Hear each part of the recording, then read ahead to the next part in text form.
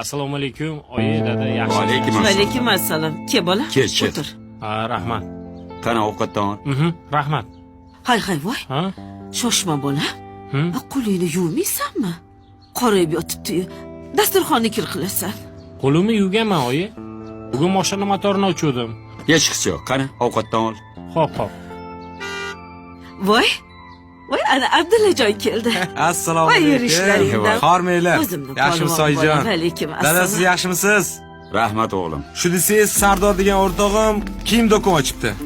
Sizga bir zo'r narsalardan ilindim. Voy, Ko'ringchi oyim. qani. Adamga yarasharmikin? Qani.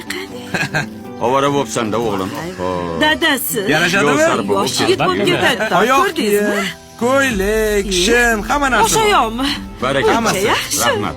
Bir duo qiling qani. Qani ilohi amin. Allohim omadingni bersin. Yuzingni yoriq, taningni sog' qilsin. Amin. Allohu akbar. Allohu akbar. Rahmat. O'zi o'g'lim. o'rgilay. Joning sog' Alloh bo'lsin. topganiga boringga shukr ey. Oyijon, mana bu sizga. Ezbi. Voy. Ola qoling. Bola. Mayda chidalaringizga ishlatasiz. O'zim o'rgilay. Yig'ilganimiz yaxshi bo'ldi. Ha. Xullas, gap bundoq. Domimiz bitibdi. Ha. Ko'chib borib yashasa bo'lar ekan. Endi Abdullajon, seni ro'zg'oringni alohida qilamiz. Domga ko'chib borasan. Dadasi, nimalar deyapsiz? Voy, Nima dedim? Abdullajon hech qayerga ketmaydi. Oybekni chiqaramiz. Endi Abdullajon qariganimizda bizga yaxshiroq qaraydi dadasi. Bu nima deganing onasi? Dada, qo'limni yuvib keling. To'g'risi ham dadasi. Abdullajon qoladi, Oybek chiqadi. Bu uyda meni aytganim bo'ladi. Abdullajon, tayyorgarligingni qil. Ko'chib chiqasan. Xo'p. Dadasi, bu nima qilganingiz? Qo'char. Necha marta aytganman senga bolalarni biridan birini ajratma deb. Voy, men yomon gap gapirdimmi? Abdullaning ishlari bir yaxshi. Birga tursa hech narsadan qiynalmaymiz. Ey, esi yo'q xotin.